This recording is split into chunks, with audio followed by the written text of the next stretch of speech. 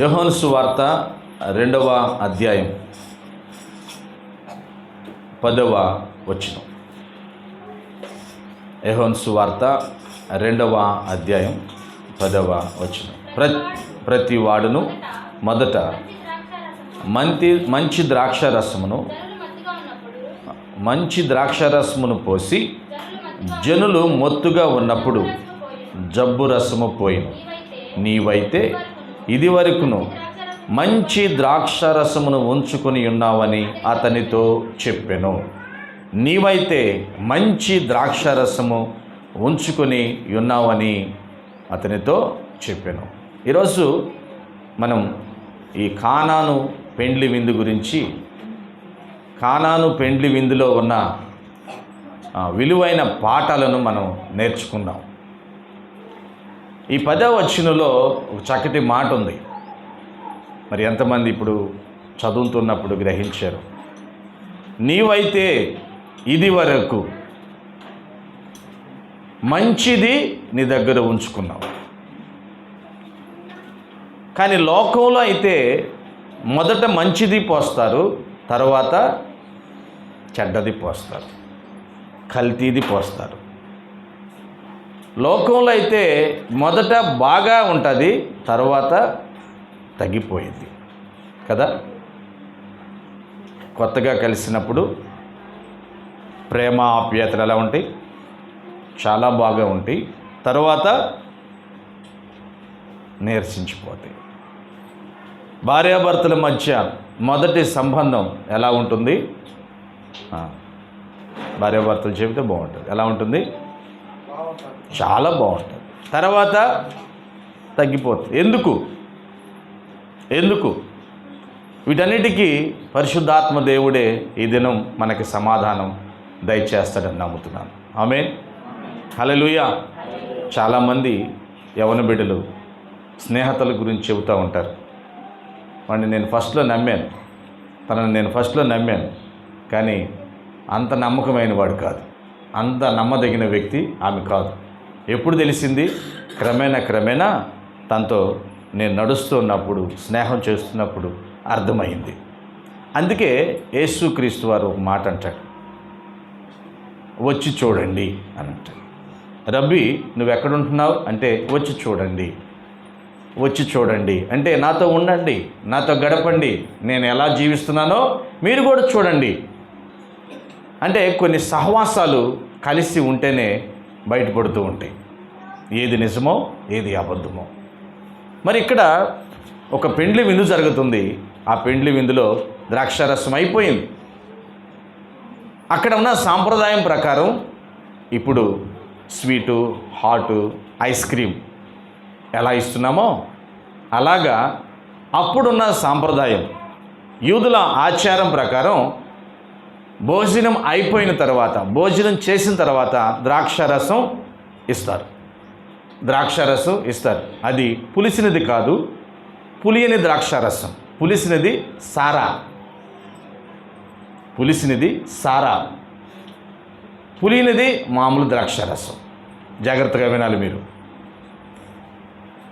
దేవుడు మనకిచ్చింది తిన్న అన్నాన్ని అరగటానికి పులియని ద్రాక్షారసం. మానవుడు కలుగు చేసుకుంది పులిసిన ద్రాక్షారసం. ఎందుకు? తినే ముందు తాగి ఎలా తినాలో తెలియక కుటుంబాన్ని నాశనం చేసుకోవటానికి. మానవుని జ్ఞానం తన జీవితాన్ని పాడు చేసుకోవడానికి ఉపయోగపడింది, కానీ దేవుడిచ్చింది మన జీవితాన్ని దేవునికి దగ్గరగా చేస్తుంది. హల్లెలూయా. ఒకసారి అందరూ చెబుదాం హల్లెలూయా. అర్థమైన వారు చెప్పండి హల్లెలూయా. హల్లెలూయా. అక్కడ ద్రాక్షారసం అయిపోయిందని వార్త అందరికీ మెల్లిమెల్లిగా వెళ్ళిపోతుంది. ఆ వివాహాన్ని ఎవరైతే లీడ్ చేస్తున్నారో, ఒక ప్రధానిగా ఉన్నాడో, ఆ వ్యక్తికి భయం వేస్తుంది. అంతలో పనిచేసేవాళ్ళు ఆ వ్యక్తి దగ్గరికి వెళ్ళి ద్రాక్షారసం పోశారు. టేస్ట్ చేశాడు. భలే ఉంది, అయిపోయిందన్నారే. వాస్తవానికి అయిపోయేటప్పుడు నీళ్ళు కలుపుతారు కదా, రుచి మారాలి కదా. అంటే మీరు మంచి దాచిపెట్టుకున్నారా? ఇందాకట కంటే ఇప్పుడు చాలా టేస్ట్గా ఉంది. ఎలా వచ్చింది ఇది? పరిశుద్ధాత్మ దేవుడు నాతో ఇలా మాట్లాడుతున్నాడు. ఒక క్రైస్తవుడు నిజంగా దేవుడు తన జీవితంలో ఉంటే ఏదైనా తీసుకునేది రోజు కొత్తగా ఉంటుంది, రోజు టేస్ట్గా ఉంటుంది, ఎవరికి ఇచ్చినా చాలా ఉన్నతంగా, చాలా గొప్పగా ఉంటుంది. దేవునికే మహిమ కలుగును గాక. ఇది కూడా అర్థమైన వాళ్ళే చెప్పండి. హల్లెలూయా. మళ్ళీ చెప్పమంటారా? ఒక క్రైస్తవుడు దేవుడు తన జీవితంలో ఉంటే, దేవుడు వారి కుటుంబ జీవితంలో ఉంటే వాళ్ళ జీవితం ప్రతిరోజు క్రొత్తగా ఉంటుంది, ప్రతిరోజు రుచిగా ఉంటుంది. ఎవరికైనా ఇచ్చేది కూడా చాలా గౌరవంగా ఉంటుంది, చాలా రుచిగా ఉంటుంది. నాకు ఈ వచనం ద్వారా దేవుడు నాతో మాట్లాడిన అమూల్యమైన సత్యం అది. ఎందుకు? కారణం ఏంటంటే అక్కడ యేసయ్య ఉన్నాడు. హల్లెలూయా. ఆ వివాహానికి ఎవరు వచ్చారు? యేసయ్య వచ్చాడు. ఒకసారి వచ్చిన మనం నిదానంగా ధ్యానం చేద్దాం. బైబిల్ ఉన్నవారు, బైబిల్ చదివేవాళ్ళు అందరూ యోహాను సువార్త 2వ అధ్యాయం, బైబిల్లో 81వ పేజీ అందరూ ఓపెన్ చేయండి. 2వ అధ్యాయం మొదటి వచనం చదవగలిగిన వారందరూ నాతో పాటు ఒక్కరు కాన్సన్ట్రేషన్ కొనటానికి ఏలు అక్కడ పెట్టి చదవండి. 3వ దినమున గలిలయలోని కానాను ఒక ఊరిలో ఒక వివాహము జరిగెను. అందరూ నా వైపు చూడండి. ఇక్కడ ఏమంటున్నాడు? 3వ దినము. మరి 2 దినాలు ఎక్కడయ్యారు? 2 దినాలు ఎక్కడున్నాడు? ప్రతి దానికి మనం బైబిల్లో చూడాలి. 2 దినాలు వెళ్దాం, మళ్ళీ బైబిల్ దగ్గరికి వెళ్దాం. 1వ అధ్యాయం 29వ వచనం. మరునాడు యోహాను యేసు తన యొద్దకు రాగా చూసి. ఇప్పుడు అక్కడ ఒక రోజు కనపడుతుంది. కిందకి రండి. 35వ రోజు, 35వ వచనం. మరునాడు ఏమంటున్నాడు? మరునాడు యోహాను తన శిష్యులలో 2 నిలిచి ఉండగా. ఇప్పుడేమైంది? 2. 3వది 43వ వచనం. మరునాడు ఆయన గలిలయకు వెళ్ళగోరి. ఈ 3వ దినం కొనసాగింపే 2వ అధ్యాయం. అర్థమైతే బాగుండు. హల్లెలూయా. ఈ 3వసారి అన్నాడు కదా, అది కొనసాగిస్తున్నాడు. అంటే ఇక్కడ ఏమంటున్నాడు? మరునాడు ఆయన గలిలయకు వెళ్ళగోరి వెళ్తున్నాడు. ఈ మధ్యలో కొన్ని కార్యాలు జరిగినాయి. నతనేలుని కలుసుకోవటం, దేవుని దర్శనం చూపించటం, ఇవన్నీ జరిగినాయి. ఆ తర్వాత 3వ దినమున గలిలయలోని కానాను ఒక వివాహానికి జరిగింది. యేసు తల్లి అక్కడ ఉండెను. యేసును ఆయన శిష్యులను ఆ వివాహమునకు పిలవబడిరి. హల్లెలూయా. యేసు తల్లి ఎక్కడుంది? గలిలయ అను ఊరిలో ఒక వివాహం జరుగుతుంది, అక్కడ ఆమె ఉంది. ఇప్పుడు యేసుక్రీస్తు కంటే ఈమె ముందెళ్ళిందా, తర్వాత వెళ్ళిందా? అందరూ చెప్పాలి. ఎప్పుడు వెళ్ళింది? ముందే వెళ్ళింది. ఒకరికి అనుకుందాం. ఇప్పుడు ఇంట్లో వాళ్ళకంటే పెద్దవాళ్ళు ముందెళ్ళారంటే వాళ్ళ బంధువులు అయి ఉండొచ్చు కదా, వాళ్ళు బంధువులు అయి ఉండొచ్చు, లేకపోతే కొద్దిగా దగ్గర వారు అయి ఉండొచ్చు. అంటారు కదా ఫోన్ చేసి, నువ్వు ఎప్పుడు రావాలి? 2 రోజుల ముందు రావాలి, 1 రోజు ముందు రావాలి, బట్టలు పెట్టుకుని రావాలి, ఇక్కడే ఉండాలి. ఎందుకు? ఆప్యాయత, ప్రేమ. మాతోనే ఉండాలి నువ్వు. ఈ సంతోషం మనమందరం కలిసి చేయాలి. నువ్వు కూడా ఆ పనిలో పాలు పంపులు పొందుకోవాలి. బహుశా అంటే నేను దీనికి వివరణ లేదు కానీ నేను అనుకుంటున్నాను, నా అభిప్రాయం మాత్రమే. ఒకవేళ ఆ వివాహం జరిగే ఇంటివారు మరియమ్మకి బంధువులు అయ్యారేమో, బంధువులు అయ్యి ఉండొచ్చేమో, అందుకే ఆమె ముందెళ్ళింది. ఆ తర్వాత ఎవరు వచ్చారు? యేసుక్రీస్తు. ఎవరితో వచ్చాడు? శిష్యులతో. ఒక్కసారి ఆలోచించండి. ఇప్పుడు బంధువునే పిలవాలి, శిష్యుల్ని ఎందుకు పిలిచారు?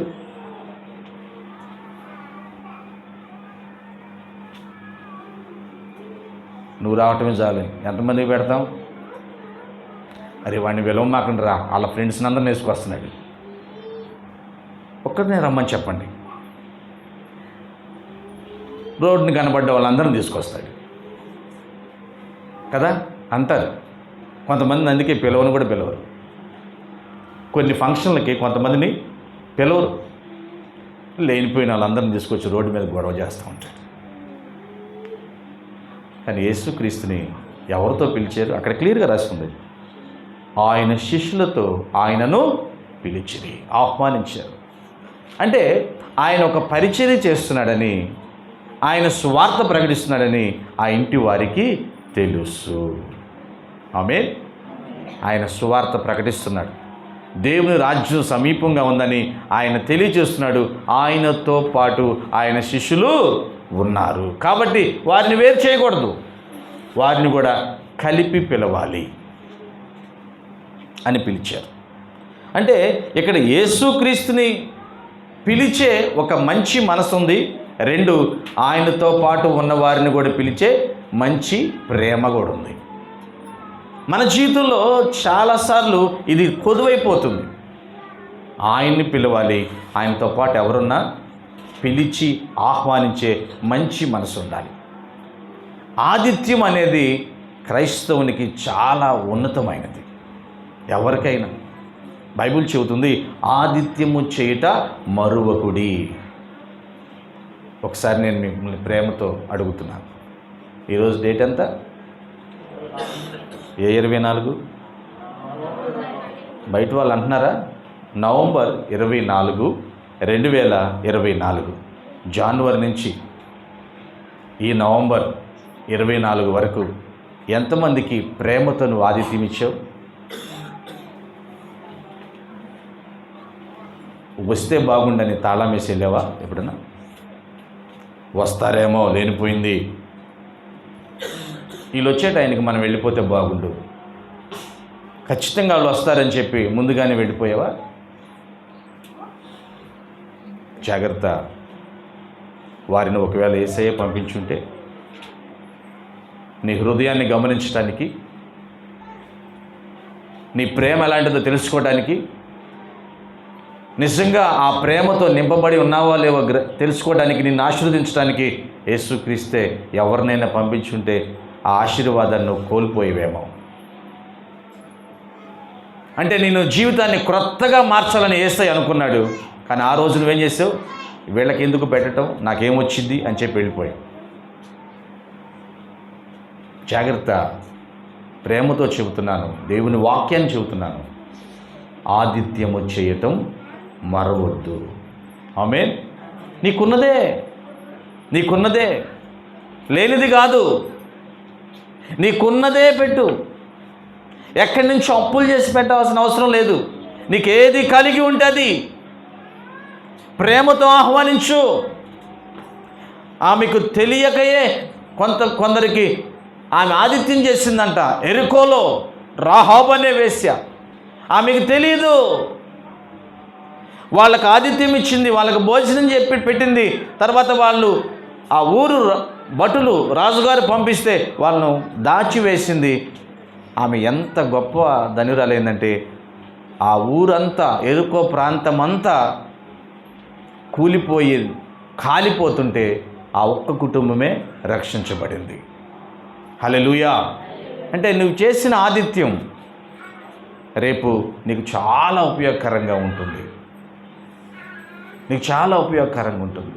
అవును ప్రియదేవుని బిడ్డలారా, ఆతిథ్యము చేయటం మర్చిపోవద్దు. ఆహ్వానించండి. ఈ పెండ్లి విందులో యేసుక్రీస్తును తన శిష్యులతో వారు ఆహ్వానించారు కాబట్టి వారి జీవితంలో క్రొత్తది చూడగలిగారు. వాళ్ళు క్రొత్త సంతోషాన్ని, క్రొత్త రుచిని వారు ఆనందించారు. మరి నీ జీవితంలో ఎప్పుడు ఇదేనా? నా బ్రతుకు ఎన్నిసార్లు అనుకోలేదు నువ్వు? ఉదయం లేచిన కాడి నుంచి పడుకునేటప్పటికి ఎన్నిసార్లు ఇదేనా నా బ్రతుకు? నా బ్రతుకు మారదా? నా జీవితంలో క్రొత్తదనం రాదా?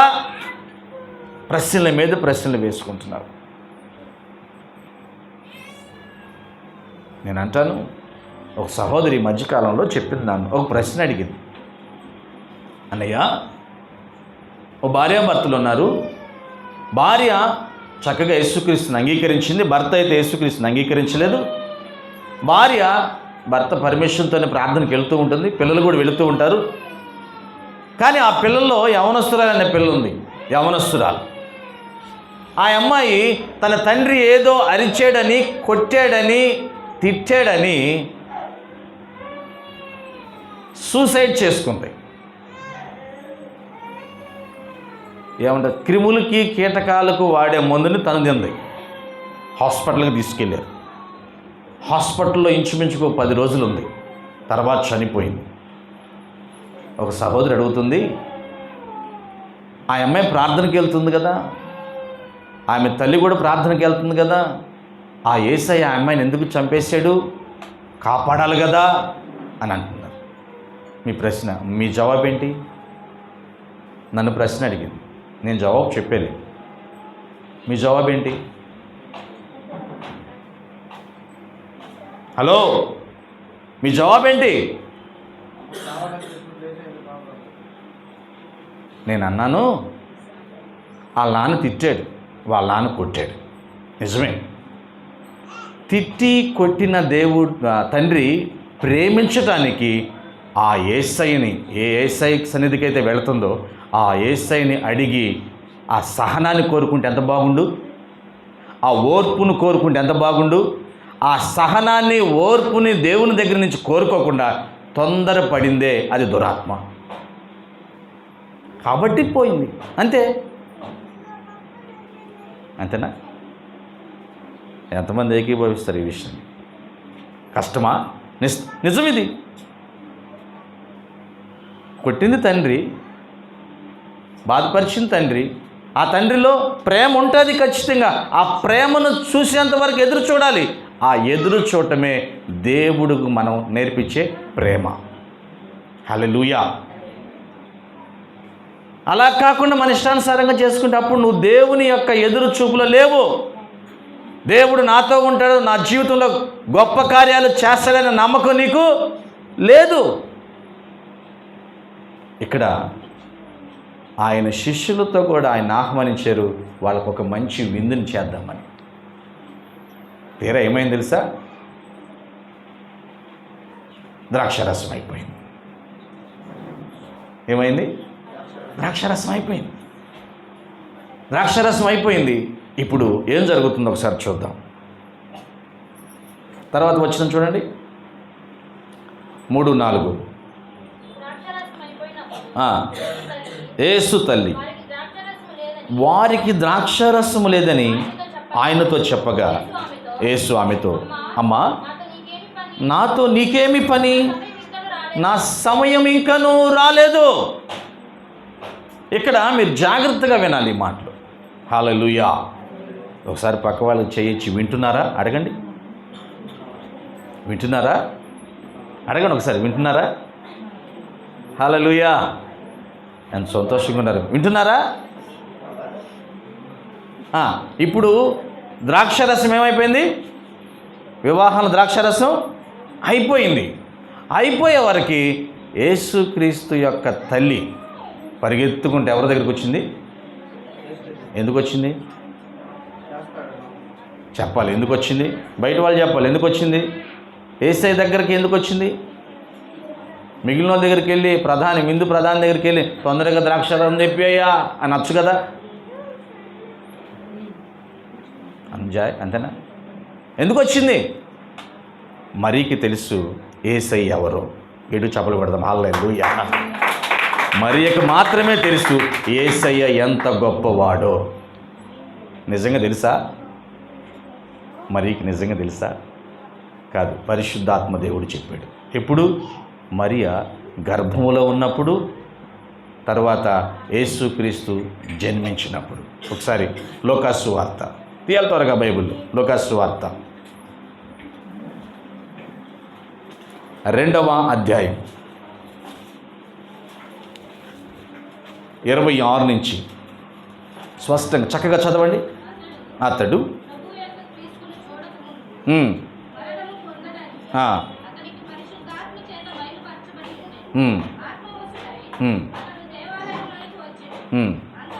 అంతటా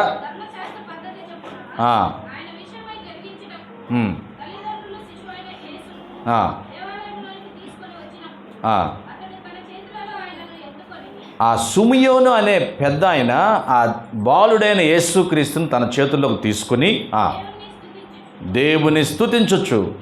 ఇట్లా నేను నాదా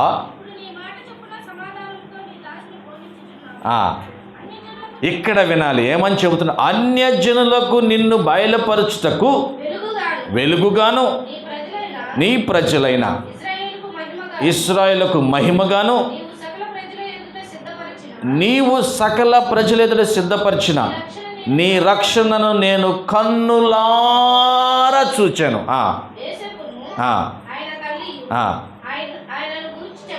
ఆయన గూర్చి చెప్పబడిన మాటలు విని ఏమైనంట ఆశ్చర్యపడ్డారు. అప్పుడు అర్థమైంది మరీకి ఈయన గొప్పవాడు అని. తరువాత సుమియోను వారిని దీవించి, ఇదిగో అనేక హృదయాలోచనను బయలుపడినట్లు ఇశ్రాయేల్లో అనేకులు పడుటకును తిరిగి లేచుటకును వివాదాస్పదమైన గుర్తుగా ఈయన నియమింపబడి ఉన్నాడు. మరియు నీ హృదయములోనికి ఒక ఖడ్గము దూచుకుని పోవునని అబ్బా వివరంగా చెప్పాడు సుమియోను. పరిశుద్ధాత్మదేవుడు చెప్పాడు నీకు రక్షకుడైన యేసుక్రీస్తు పుడుతున్నాడని. ఆ తర్వాత పుట్టిన తర్వాత 8వ రోజు సుమియోను చెప్పాడు యేసుక్రీస్తు ఎంత గొప్పవాడు అని. ఆశ్చర్యపోయారు. నా గర్భమును పుట్టింది ఇంత గొప్పవాడా? అప్పటి నుంచి ఆయన చూశారు. తర్వాత 12 సంవత్సరాల వయసులో ధర్మశాస్త్ర ఉపదేశకులకు దేవుని వాక్యాన్ని బోధించడం చూశారు. యెరూషలేములో ఒక పండగకు వచ్చి వెళ్ళిపోతున్నారు. అనుకుంటున్నారు మరియమ్మ దగ్గర ఉన్నాడులే అని చెప్పి యేసేపు మర్చిపోయాడు. మరియమ్మ ఏమో నా భర్త దగ్గర ఉన్నాడులే యేసుక్రీస్తు అని మర్చిపోయాను. అదేంది అట్లా మర్చిపోవటం ఏంది? పిల్లోడిని ఒక్కడిని చూసుకోలేరా అని మీకు అనుమానం రావచ్చు. మీ అనుమానానికి జవాబు కూడా చెప్పాలి కదా. హల్లెలూయా. అప్పటికే మరియమ్మకి పిల్లలు ఉన్నారు, పిల్లలు పుట్టారు యేసుక్రీస్తు తర్వాత. ఆ బాధ్యత తను చేస్తుంది. 12 సంవత్సరాలు వచ్చిన తర్వాత సహజంగా తండ్రి ఆధీనంలోకి పిల్లలు వెళ్ళాలి, మగ పిల్లలు. అలాగని మరియమ్మ అశ్రద్ధ చేసింది. ఇప్పుడేగా 12 వచ్చిందని చెప్పి తనే చూసుకుంటాడు అని చెప్పి యేసేపు అశ్రద్ధ చేశాడు. అందుకని యేసయ్యని మర్చిపోయారు. ఆయన దేవాలయం నుండి దేవుని వాక్యాన్ని ధ్యానిస్తూ ఉన్నాడు, అందరికీ ప్రశ్నలు వేస్తూ ఉన్నాడు. ఇవన్నీ జ్ఞాపకం వచ్చేసినాయి. ఇవన్నీ తెలుసు ఎవరికి? మరియమ్మకి. కానీ ఈ సంఘటన జరిగింది 8వ రోజు. ఆ సంఘటన జరిగింది 12వ సంవత్సరం. మరి ఇప్పుడు జరుగుతుంది బాప్తిసం అయిపోయిన తర్వాత యేసుక్రీస్తు సువార్త చెప్పేటప్పుడు. ఇంకా యేసుక్రీస్తు గురించి అనేకమైన విషయాలు మరియమ్మ అర్థం చేసుకుంది. కాబట్టి అంటుంది సమస్య వచ్చింది, ఈ సమస్యకు పరిష్కారం ఎవరు? చెప్పాలి. సమస్య వచ్చింది, సమస్యకు పరిష్కారం ఎవరు? చెప్పండి ఒకసారి పక్క వాళ్ళకి. సమస్యకి పరిష్కారం యేసయ్యే. హల్లెలూయా. ఎంత సంతోషం. సమస్యకి పరిష్కారం ఎవరు? ఏ సమస్య అయినా, అది ఏ సమస్య అయినా పరిష్కారం ఎవరు? యేసయ్యే. కాబట్టి ఆమె పరిగెత్తింది. యేసుక్రీస్తు ఏమన్నాడు? చెప్పాలి తొందరగా. యేసుక్రీస్తు ఏమన్నాడు? నాతో నీకేం పని, నా సమయం ఇంకా రాలేదు. ఇక్కడ అమ్మ అని రాస్తుంది. అసలు ఒరిజినల్గా అమ్మ అని అనలా ఆమెని, ఏ ఉమెన్ అన్నాడు. ఇంగ్లీష్లో ఉంటుంది, చక్కగా చదవండి. అంటే ఆమె అన్నాడు. అలా అంటే అగౌరవపరిచాడా? కాదు, గౌరవించాడు. నీ పని ఏంటి? ఇక్కడ వివాహానికి వచ్చావు? లేదు, వివాహానికి వచ్చావు, నా గురించి ఏమైనా చెప్పాలా? అక్కడికి వెళ్ళి వాళ్ళకి చెప్పు, నా దగ్గర రాకూడదు. నేను ఎంత గొప్పవాడు నీకు తెలుసు. మరి తెలిసి ఎందుకు ఖాళీగా ఉండవు? నా దగ్గరికి వస్తే ప్రయోజనం ఏంటి? ఎక్కడికి వెళ్ళాలి? చెప్పాలి. ఎక్కడికి వెళ్ళాలి? సమస్య ఎక్కడుందో వాళ్ళకి వెళ్ళి చెప్పాలి. నమ్మిన వారికి గట్టి చెప్పలు కొట్టండి. హల్లెలూయా. అర్థమైందా? యేసయ్య దగ్గరకు. అందుకే నాతో నీకేం పని అమ్మా? నీకు తెలుసు నేను ఎవరో. నీకు తెలుసు నేనేం చేయగలను, నీకు తెలుసు ఇక్కడ అవమానాన్ని, నిందని సంతోషంగా మార్చగలనని. నీకు తెలుసు ఇక్కడ ప్రతి పరిస్థితిని నేను మార్చగలను. కానీ ఎవరికి తెలియదు? విందు వారికి తెలియదు. కాబట్టి వాళ్ళు రావాలి నా దగ్గరికి. హల్లెలూయా. ఎందుకు ప్రార్థన చేయమని దేవుడు? ఎందుకు మనం ప్రార్థన చేసేది? ప్రార్థన చేయకుండా ఇవ్వడా? ఇదే జవాబు. ప్రార్థన చెయ్యాలి. అందుకే యేసుక్రీస్తు అన్నాడు, అడుగుడి, వెదుకుడి, తట్టుడి. అడిగేది ఆయన, అడిగేది మనం, ఇచ్చేది దేవుడు. వెదికేది మనం, దొరికేది ఆయన. తట్టేది మనం, తలుపు తీసేది ఆయన. ప్రశ్న మనం, జవాబు ఆయన. హల్లెలూయా. మనం ప్రశ్న, ఆయనే జవాబు. ప్రతిదానికి జవాబు యేసుక్రీస్తే. యేసుక్రీస్తు లేకుండా మానవునికి జవాబే లేదు. ప్రతి విషయానికి యేసుక్రీస్తు దగ్గరే జవాబు ఉంది. ఆమేన్.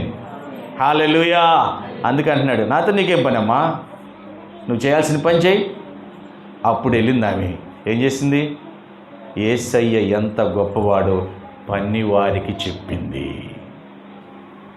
హల్లెలూయా. నిజమేనా? అలా రాసిలేదే అంటారు మీరు. తర్వాత వచ్చిన చదవండి. ఆయన తల్లి చూచి ఏమంటుంది? ఆయన మీతో చెప్పునది అంటే ఈమెం చెప్పింది? బ్రదర్స్, సిస్టర్స్, ఆమె వెళ్ళి పని వాళ్ళతో ఏం చెబుతుంది? ఆయన మీతో ఏం చెబుతాడో అది చేయండి అంటే ఈమెం చెప్పింది? మీకు ద్రాక్షారసం అయిపోయింది కదా, ఆ ద్రాక్షారసాన్ని ఆయన ఇవ్వగలడు. ఎలా ఇస్తాడు? ఆయన లోకానికి రక్షకుడు. హల్లెలూయా. ఆయన ఇశ్రాయేలుని వెలుగుగా వచ్చాడు. ఇప్పుడే మనం చదివాం కదా, సర్వలోకానికి ఆయన వెలుగుగా వచ్చాడు. చీకటిని ఉండనివ్వడు, అసమాధానాన్ని ఉండనివ్వడు, దుఃఖాన్ని ఉండనివ్వడు, కన్నీటిని ఉండనివ్వడు. అక్కడ అవమానం వస్తే ఆయన ఉంటే, ఆయన్ని మనం వేడుకుంటే ఆ అవమానాన్ని నాట్యముగా చేయగలడు. హల్లెలూయా. కాబట్టి ఆయన దగ్గరికి వెళ్ళండి, మీరు ఆయన్ని వేడుకోండి, ఆయన్ని అడగండి, ఆయన చేస్తాడు. ఏమండి, మనం చెబితే వెళ్తారా? ఏం సన్ని చెప్తే వెళ్తారా? ఎంత బతిమలాడుతున్నారు. నేను ప్రార్థనకి వెళ్తున్నావా? వెళ్తారా? మీరు చాలామంది వారం అంతా ఆదివారం ఎవరినో ఒకరిని తీసుకురావడానికి బతిమలాడుతున్నారు. మంచోళ్ళు మీరు. వస్తున్నారా? అలాగని ఆగకూడదు. ఎందుకంటే నీకు తెలిసినంత వాళ్ళకి తెలియదు కాబట్టి. ఇంకా మనం దేవుని గొప్పతనాన్ని వాళ్ళకి చెబుతూనే ఉండాలి. హల్లెలూయా. సమరయ స్త్రీ వెళ్ళి ఏం చెప్పిందో, సమరయ ప్రాంతంలో వాళ్ళకి పరిగెత్తుకుంటా ఊరు వదిలిపెట్టి బావి దగ్గరికి వచ్చారు, యేసయ్య దగ్గరికి. హల్లెలూయా కదా. ఏం చెప్పిందో సమరయ స్త్రీ, ఎలా చెప్పిందో, ఎలా మోటివేట్ చేసిందో. మరి సమరయ స్త్రీ సమరయ ప్రాంతానికి సర్పంచా, ప్రెసిడెంటా, నెంబరా, మంచి డబ్బున్న వ్యక్తా? ఆమె మాట శాస్త్రం అక్కడ కాదు, లెక్కలేని వ్యక్తి. ఊరందరూ పనులకు వెళ్ళిపోయి ఎవరికి కనపడకుండా మిట్ట మధ్యాహ్నం కనపడకుండా మంచిళ్ళకి వెళ్ళాను అని. మరి ఆ మాట ఎవరు వింటారు? దేవుడు మన హృదయంలో ఆయన గొప్పతనాన్ని నాటిన తరువాత మన హృదయం అలా మండిద్ది. ఆమేన్. ఎంత మండిద్దంటే మనం చెబితే అవతల వ్యక్తి హృదయం మారేంత వరకు మనం చెబుతూనే ఉంటాం, వదలము.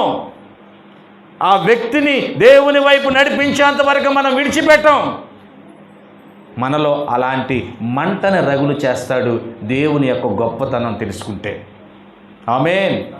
అందరం చెప్దాం హల్లెలూయా. ఇంతగా నన్ను ప్రేమించినది నీ రూపము నాలో రూపించుటక, ఇంతగా నన్ను ప్రేమించినది నీ రూపము నాలో రూపించుటక. యేసయ్య మనిషిని ఎందుకు ప్రేమిస్తున్నాడు? మన గుణగణాలను మార్చడానికి, మన పరిస్థితులను మార్చడానికి, మన రూపాన్ని మార్చడానికి. అది మరీక తెలుసు, కానీ పరిచారులకు తెలియదు. పరిచారులకు చెప్పంగానే వెళతారా? వెళ్ళరు. వాళ్ళకి అర్థమయ్యేటట్టు, వాళ్ళు యేసయ్య మీద నమ్మకం ఉంచేటట్టు చెప్పిందని. హల్లెలూయా. అబద్ధాలు చెప్పిందా? లేదు, నిజం చెప్పింది. ఏది నిజం? యేసయ్య మాత్రమే దేవుడు. గిడి చెప్పలు కొడతాం. హల్లెలూయా. మరొక దారి లేదు, రక్షణ యేసయ్య ద్వారా వస్తుంది. ఈ మాట చెప్పింది. యేసయ్య మార్గం. ఇప్పుడు నువ్వు ఎక్కడికో పరిగెత్తాల్సిన అవసరం లేదు. ఆయన్ని వేడుకుంటే, ఆయన్ని బ్రతిమలాడితే, ఆయన విశ్వాసం ఉంచితే ఇక్కడ నిందని, అవమానాన్ని సంతోషంగా మార్చగలడు ఆయన. హల్లెలూయా. ఈ సత్యం తెలియక చాలామంది యవనస్తులు వారి జీవితాన్ని అర్ధాంతరంగా ముగించుకుంటున్నారు. ఈ సత్యం తెలియక చాలామంది అప్పులకు వెళ్ళిపోయి అర్ధాంతరంగా కుటుంబాన్ని విడిచి వెళ్ళిపోతున్నారు. ఈ సత్యం తెలియక మందులకి డ్రగ్గిస్టులుగా మారిపోయి, ప్యాకెట్లకి బానిసలుగా మారిపోయి, తిరిగి రాలేక బురద జీవితంలో, చీకటి జీవితంలో వెళ్ళిపోతున్నారు. సత్యం ఏంటంటే యేసయ్య దగ్గరికి వస్తే ఆయన నీ జీవితాన్ని మార్చివేస్తాడు. హల్లెలూయా. ఆయన నీ జీవితాన్ని వెలిగిస్తాడు.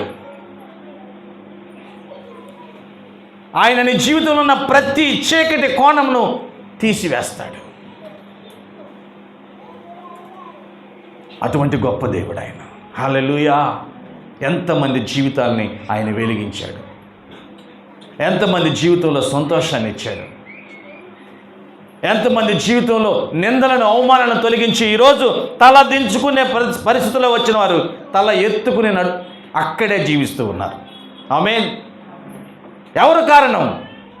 నేను ప్రకటిస్తున్న యేసయ్య మాత్రమే కారణం. హల్లెలూయా. తల దించుకున్నా ఒకరోజు, కానీ ఇప్పుడు తల ఎత్తుకునేటట్టు దేవుడు అక్కడ చేస్తున్నాడు. కారణం, నువ్వు యేసయ్యని ఆశ్రయించావు కాబట్టి. కారణం, నువ్వు యేసయ్యని వేడుకుంటున్నావు కాబట్టి. కారణం, నువ్వు యేసయ్యని ఆహ్వానించావు కాబట్టి. ఆమేన్. పిల్లలు వింటున్నారా? హల్లెలూయా. పరిష్కారానికి, ప్రశ్నకి జవాబు ఎవరు? చెప్పాలి. ప్రశ్నకు జవాబు ఎవరు? యేసయ్య మాత్రమే. యేసయ్య ఏం చెప్పిందో, ఎలా చెప్పిందో, నిజం చెప్పింది. వాళ్ళు పరిగెత్తుకుంటే యేసయ్య దగ్గరికి వెళ్ళారు. యేసయ్య ఏం చెబుతున్నాడు ఇప్పుడు? చదవండి బైబిల్. యేసయ్య ఏం చెబుతున్నాడు?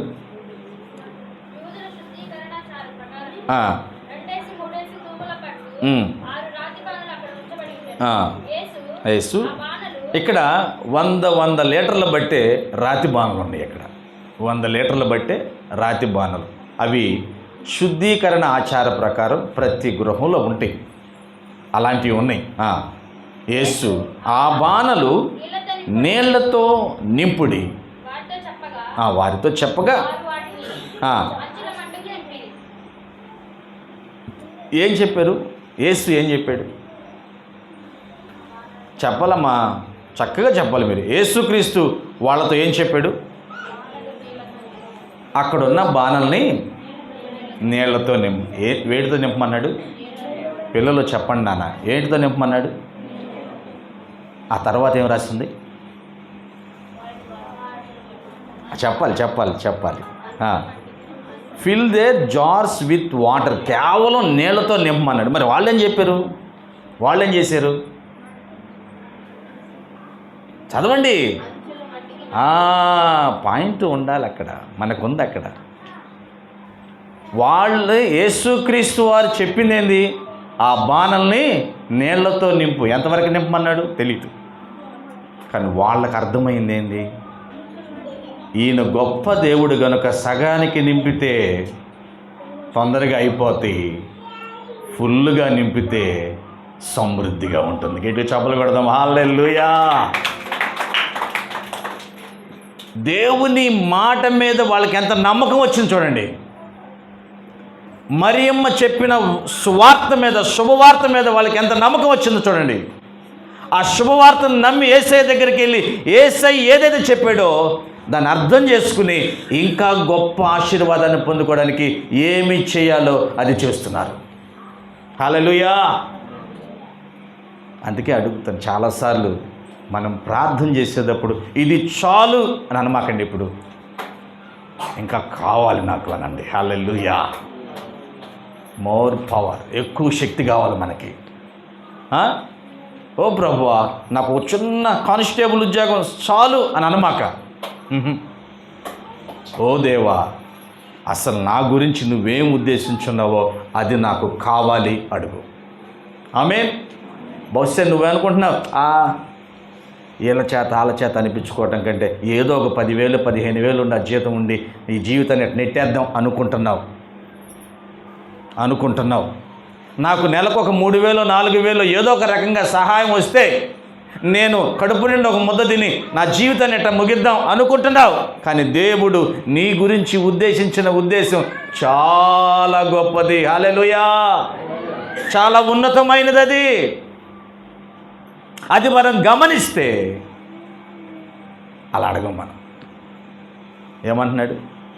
ఆయన నీళ్లతో నింపమంటే లేనిది అంచుల ముట్టికి నింపారంట. ఎంత విశ్వాసం అండి, ఎంత విశ్వాసం ఉన్నదా మనకి ఈరోజు? ఆ విశ్వాసం ఉందా?